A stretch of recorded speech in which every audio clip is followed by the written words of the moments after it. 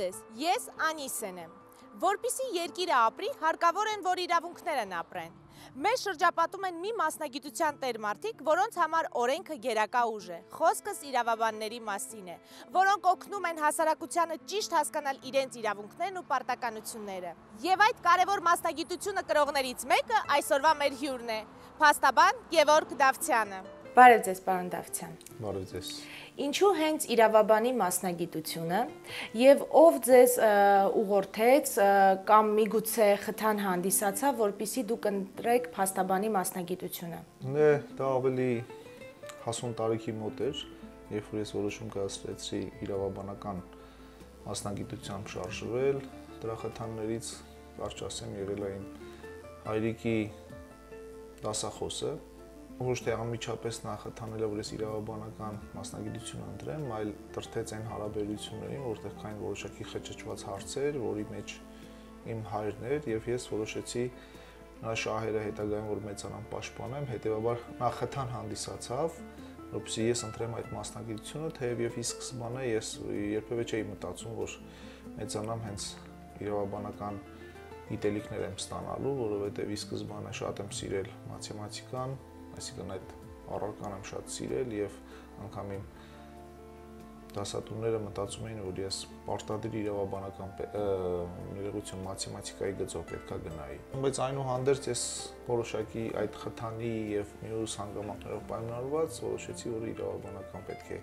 սովորեմ եւ ստանամ իրավաբանական գիտելիքներ։ Իսկ ձեր ճանապարհին շատ են եղել խոչընդոտներ եւ ինչպես եք հաղթահարել այդ բարիերները։ Ցանկացած կարծում եմ մասնագիտության ընտրության եւ ոչ միայն իրավաբանության բնականաբար խոչընդոտները դրանք անխուսափելի են, կլինեն, որովհետեւ ցանկացած եթե ինչ-որ մի բանի փորձում ես հասնես, բնականաբար պարտադիր հանդիպում ես խոչընդոտների եւ այդ խոչընդոտները դրսևորվում են նաեւ աշխատանքի շնորհիվ, այսինքն դու պետք է աշխատես, եթե չես աշխատում, նշանակում դու չես հասնի ինչ-որ բանի։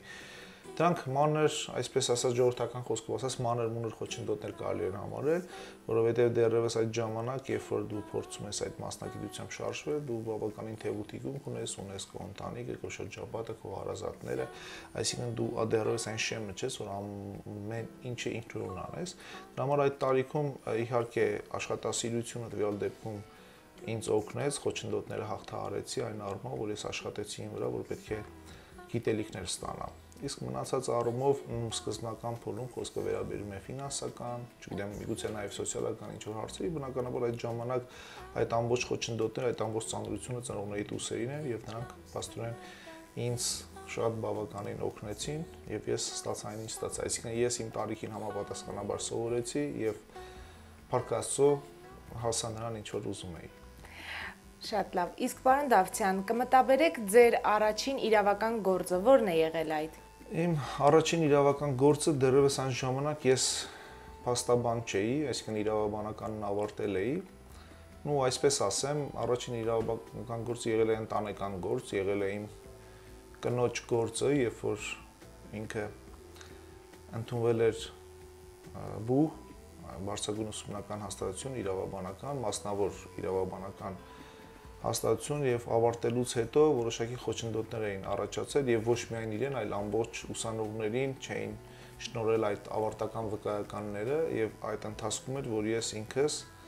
այդ գործը վերցրեցի եւ առաջ գնացի, այսինքն հավաքեցի փաստաթղթեր, ապացույցներ, ավելին ասեմ, դա հասավ դատական փուլի, երբ որ մենք դատարանով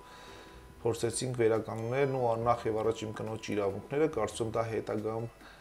ավելի շատ օգտակար կլինի նաև մյուս ուսանողների համար, եթե նրանք օգտվեին, այսինքն իր գործընկերների, իր ուս ընկերների համար։ Դա է եղել իմ առաջին գործը, դա եղել է բավականին երկար ժամանակ, այսինքն մոտ տարի թե տարուց ավել տևեց այդ գործը, բայց մենք ամեն ինչ հաջողությամբ ավարտվեց։ Իմ կինը բնականաբար համապատասխանաբար կրթություն ամբողջությամբ ստացավ, վերականգնվեց, ասեմ ավելին, անգամ նա արժանացավ կարմիր դիպլոմի։ Ողջունելի է շատ։ Պարոն Դավթյան, ես նկատել եմ, որ իրավաբանները շատ հաճախ սիրում են խոսել մասնագիտական լեզվով, սակայն մեզ շարքային քաղաքացիներիս համար ոչ այդքան հասկանալի կենցաղային լեզվով։ Բնականաբար, որովհետև ոչ միայն իրավաբանություն, այլ ցանկացած մասնագիտություն, երբ որ ավելի շատ դու առնչվում ես այդ հարցերին, բնականաբար որոշակի շփման լեզու է տիրապետում, դա կարող լինի մասնագիտական, անգամ ասեմ տարածաշրջանները իրենց խոսում են բարբառային, բնականաբար այդ լեզուն է ընդունված եւ հասկանալի է, որ այդ շրջապատից դուրս մարդկանց համար միգուցե որոշակի առումով դժվարություն առաջանա անցալելու առումով, այնուհանդերձ սակայն մեկ բան պետք է հասկանանք, որ իրավաբանական լեզուն դա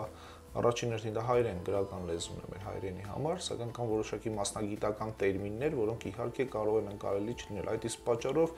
իրավաբանները, փաստաբանները, տվյալ մասնագիտություն տիրապետողները հանրային միջավայրում փորձում են առավել շատ գրական հայերենով նրանք խոսել ոչ մասնագիտական տերմիններով, որպեսզի հասարակության համար ընկալելի լինի, որոշակի առումով իհարկե դժվարություններ լինում են, որովհետև պատկերացրեք դատական process-ների ընթացքում կամ ոչ միայն դատական, արտադատական կարգով մասնագիտական գործունեության ընթացքում դու այդպես թե այնպես պետք է մասնագիտական լեզվով խոսես, գրես, շփվես եւ ում հետ որ շփվում ես, բնականաբար նրանք էլ տիրապետում են այդ լեզվին, այդ գրին, այդ կարելի ասել նաեւ այդ գրականության, այդ մշակույթին։ Ես կարծում եմ սա նորմալ է, որովհետեւ այստեղ խնդիր չկա, այնուհանդերձ ցանկացած մասնագետ, նաեւ իրավաբանները հանրային միջավայրում, երբ որ այնտեղ բավականին տարբեր մասնագիտության տեր մարդիկ են եւ անգամ ոչ մասնագիտության տեր մարդիկ պետք է հանրության մեջ խոսես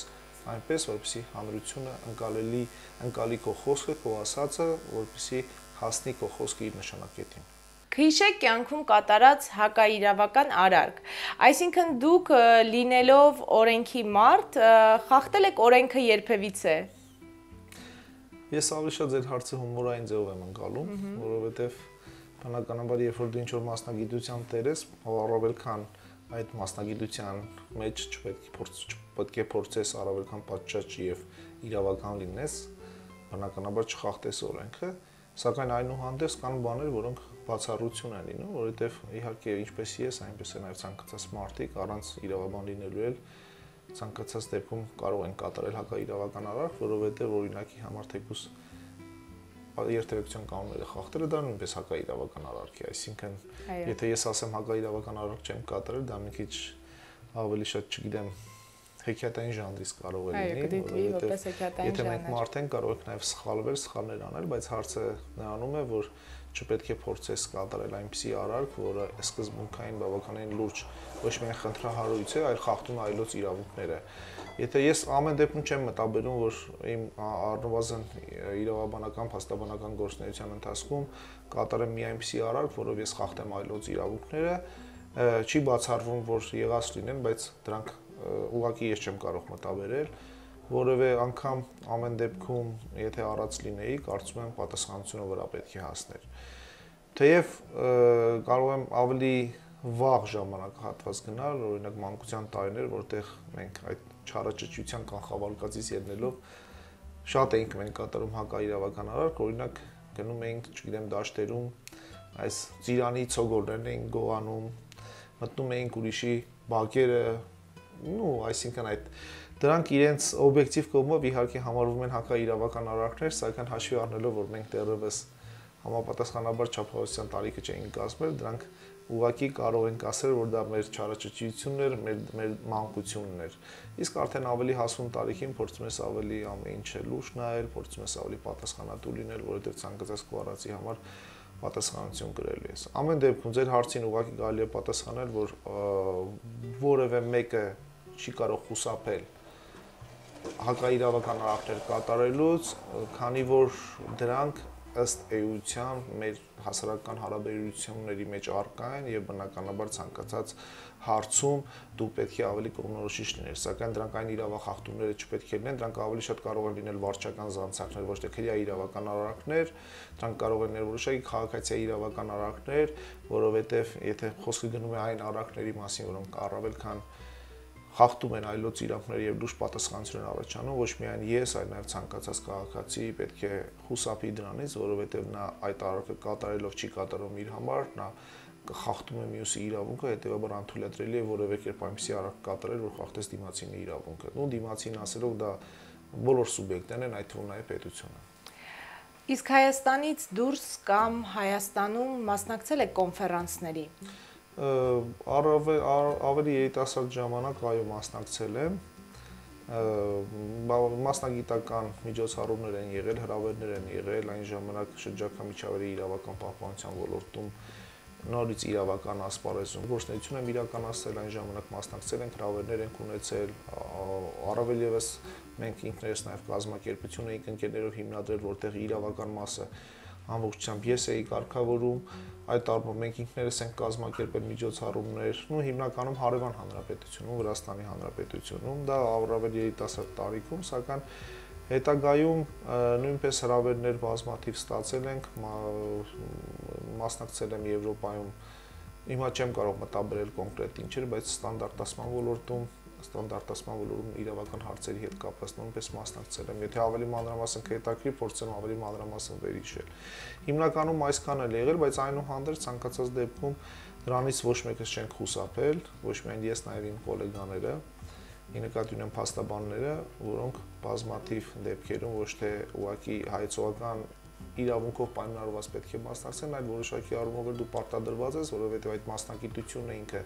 զարգացող է, դու անընդհատ պետք է սովորես, աշխատես, շփվես միջազգային հանրության հետ, միջազգային փորձագետների հետ, մասնագետների հետ, որովհետև դրանով դու ներկայացնելու ես հետագայում այստեղ քո քաղաքացիների, քո վստահորդների շահերը, հետեւաբար դա խրախուսելի է եւ ինչպես շատերը, այդ թվում նաեւ ես, դրանից անպակաս եմ մնացել։ Իսկ առաջարկներ եղել են մնալ այնտեղ եւ աշխատել։ Գիտեք, եղել են, այո, մնալ այդ եղել են ուղղակի համագործակցության առաջարկներ, որովհետև հիմնականում ես այստեղ իմ աշխատանքը կազմակերպել եմ, ունեցել եմ, համագործակցությունը նաև իրենից ենթադրում էր, որ պետք է այնտեղ մնայր, այնտեղ աշխատեիր, այդ իրավական ասպարեզում, սակայն ես առավել քան նախընտրել եմ Հայաստանի Հանրապետությունում դա իրականացնել, որովհետև ես չեմ պատկերացնում, որ կարող եմ թողել իմ շրջապատը, իմ ընտանիքը, թեկուզ որոշակի կարճ ժամանակահատվածով, հիմնականում պատճառը դա է եղել, դրա համար էլ շատ նման առաջարկներ, եթե եղել են նման առաջարկներ, շատ չեն եղել, ավելի անկեղծ ասած, սակայն 1, 2, 3 առաջարկներն էլ հենց այդ պատրվակով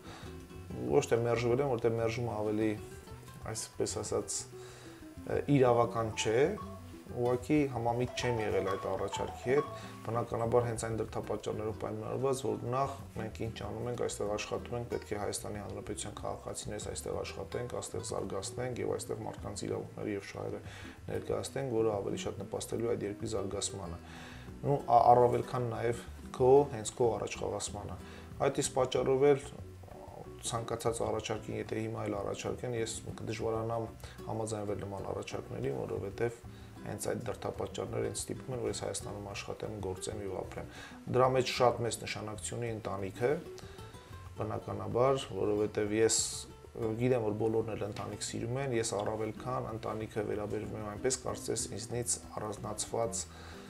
չի կարող լինել իմ ընտանիքը, հետեւաբար դեռևս այդպիսի առաջարկ չենք ստացել, որ մտածեմ ատուղությամբ, որ օրինակ ամբողջ ընտանիքով, ոչ միայն ընտանիքով, իմ շրջապատով, իմ ընկերներով ես մեկն եմ արտասերքիր աշխատեմ։ Մենք շատ հաճախ իրավաբաններին պատկերացնում ենք փողկապով, կոստյումով, շատ լուրջ իրավիճակներով։ Իսկ ինչպիսին է Գևորգ Դավթյանը աշխատանքից դուրս։ Նախ փողկապով, անկեղծ ասած, ես եթե փորձեմ հիշել, թե երբ եմ փողկապ կապել, դժվարանամ հիշել, կարծեմ մի անգամ նկարվելու համար եմ փողկապ կապել, ես ընդհանրապես չեմ սիրել փողկապը, դա չի նշանակում, որ դա վատ է, ուղղակի ես որպես մարդ, որպես անձ փողկապը չեմ սիրել, այդ ոճի մեջ հագուստը չեմ սիրել, որովհետև նա ինձ միշտ նեղել է, հետևաբար ես ավելի ազատ եմ այդ տեսակետից եւ բնականաբար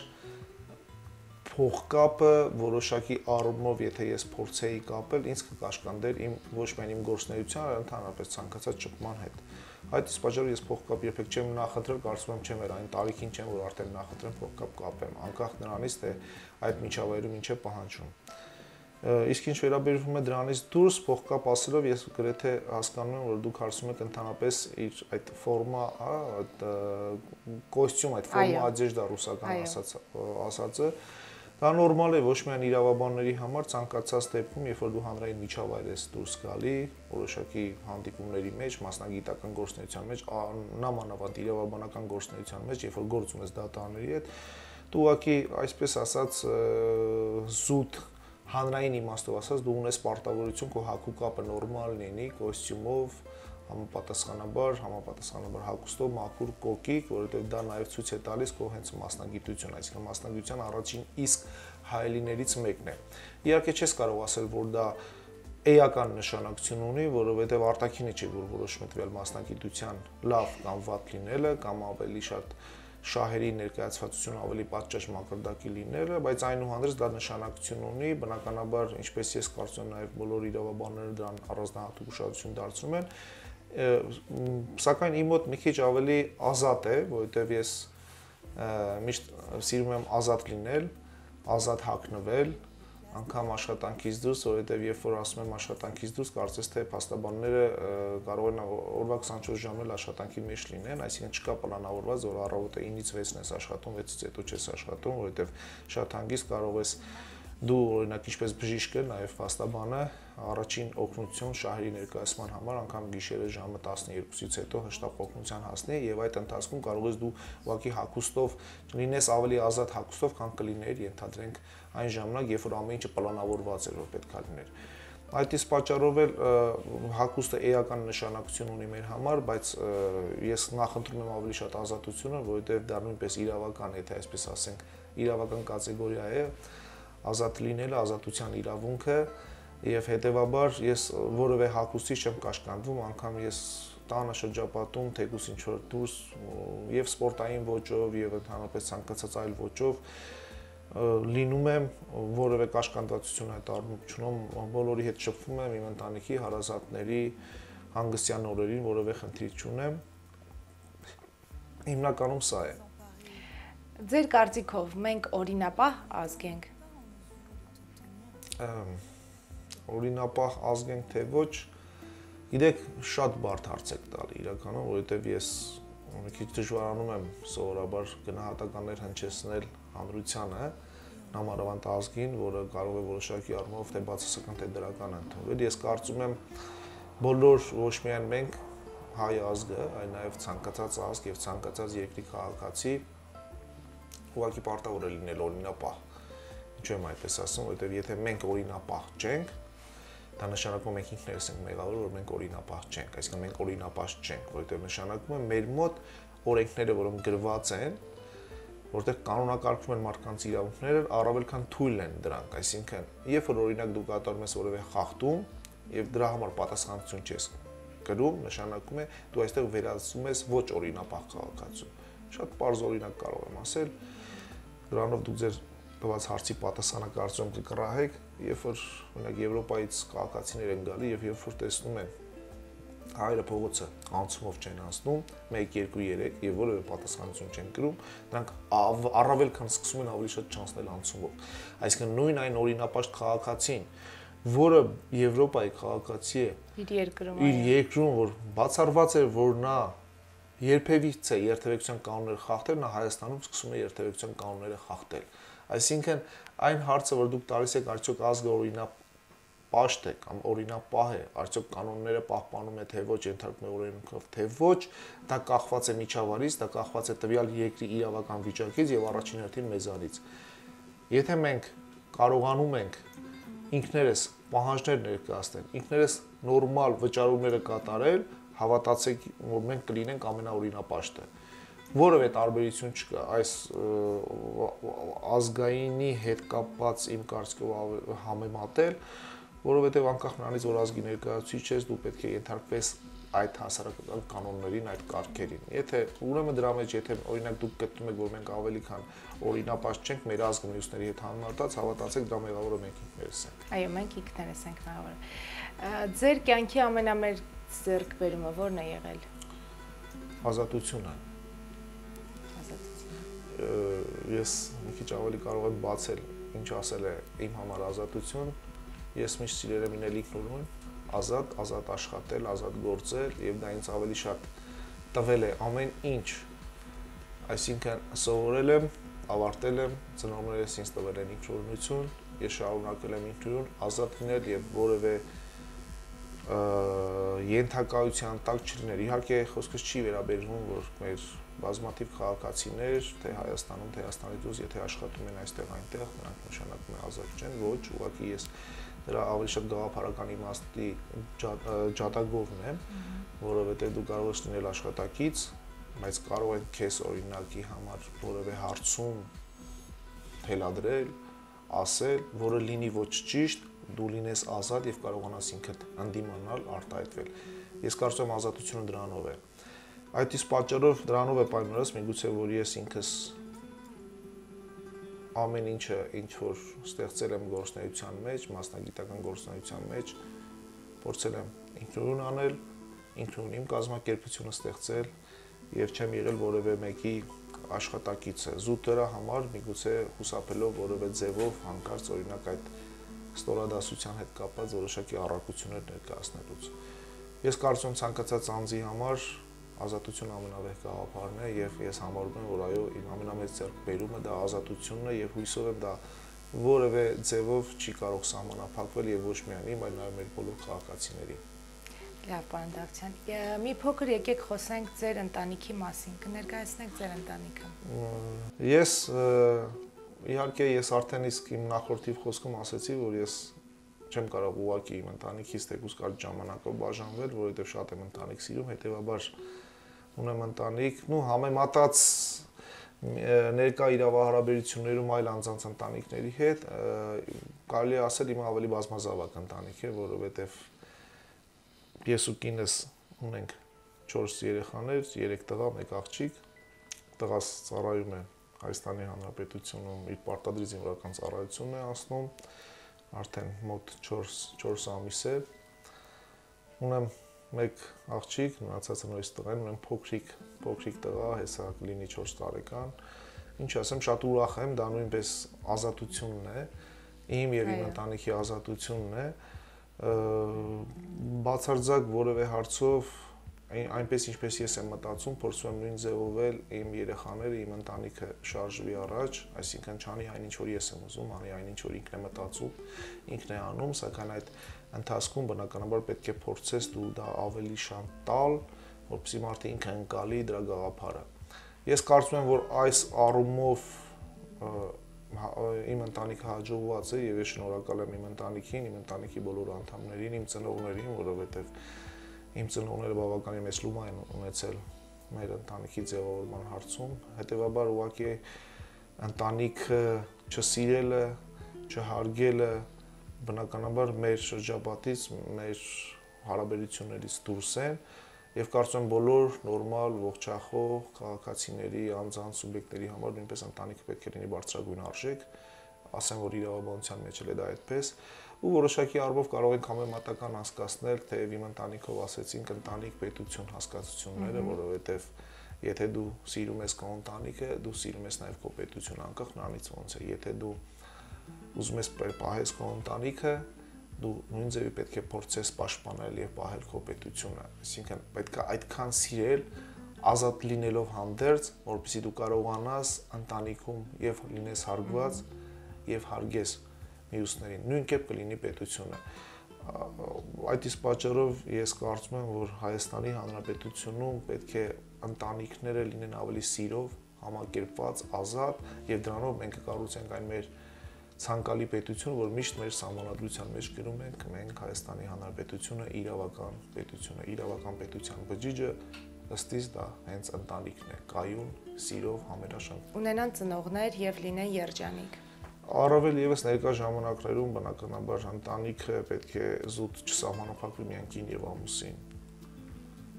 հասկացություններով, կին ամուսին երեխաները պետք է շատ լինեն, պետք է ընտանիքը լինի բազմազավակ, որովհետեւ առանց անել այնուհանդերձ մեր հայ ազգի համար դա բավականին առաջնային,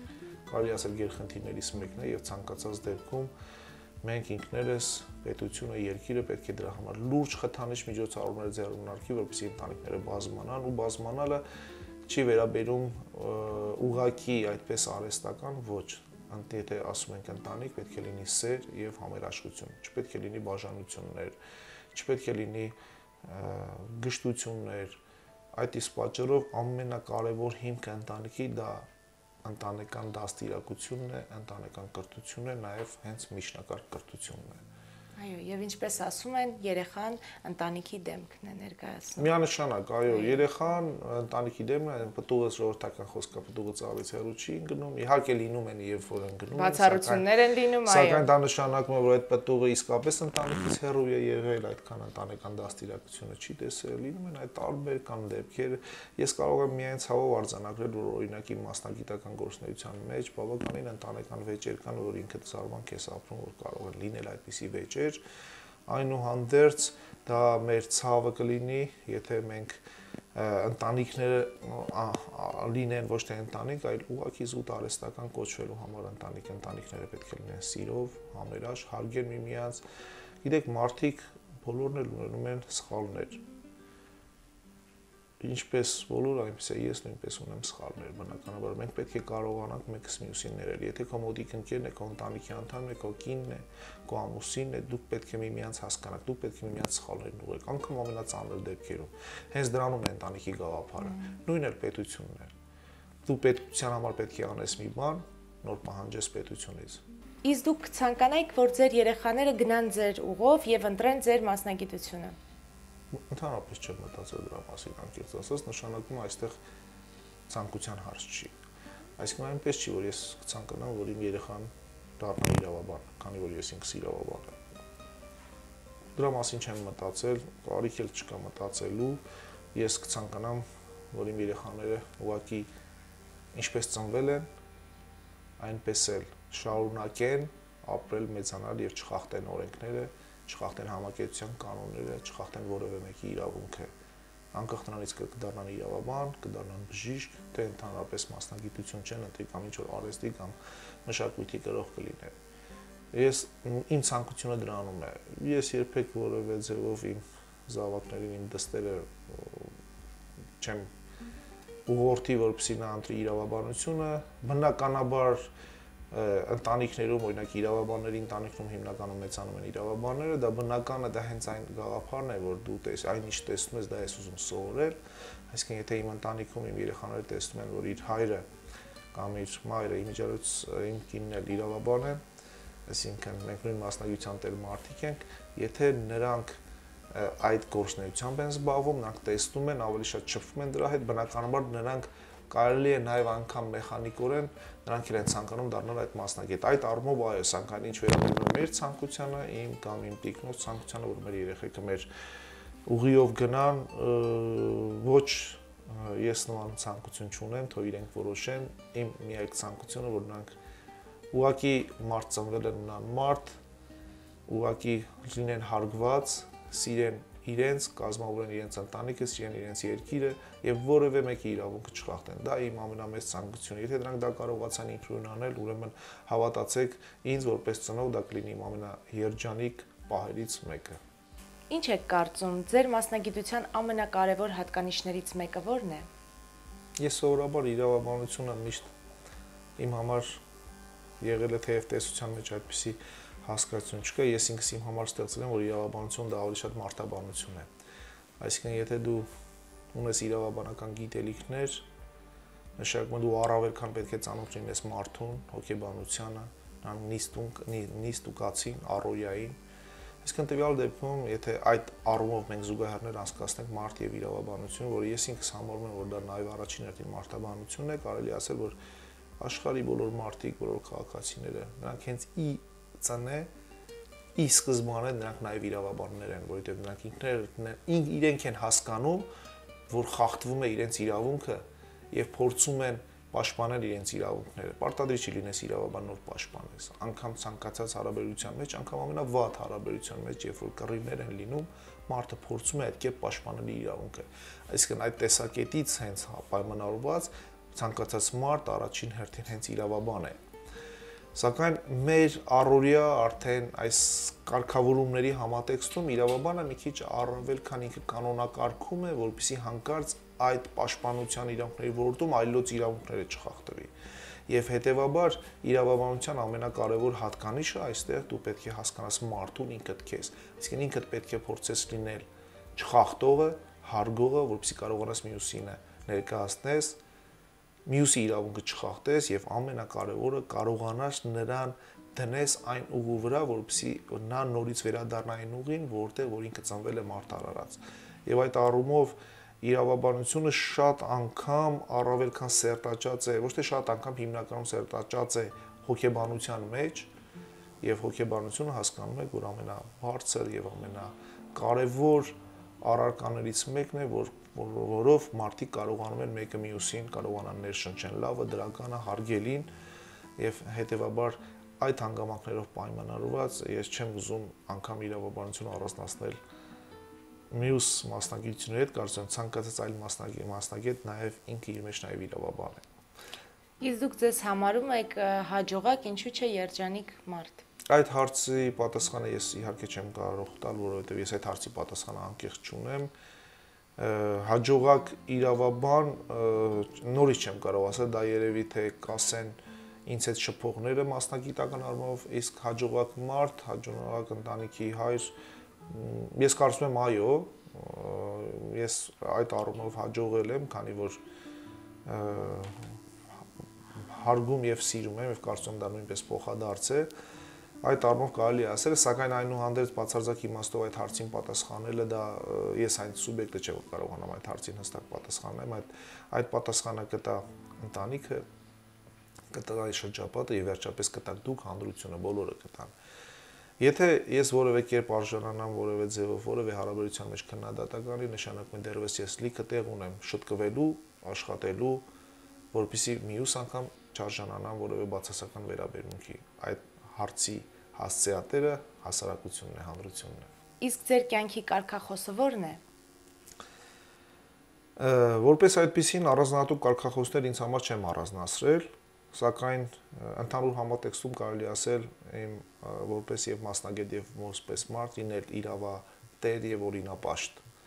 ցանկացած գործունեության եւ ցանկացած հարաբերության մեջ անգամ ընտանեկան, անգամ մասնագիտական, անգամ հանրային դիրույթում, որովհետեւ այդ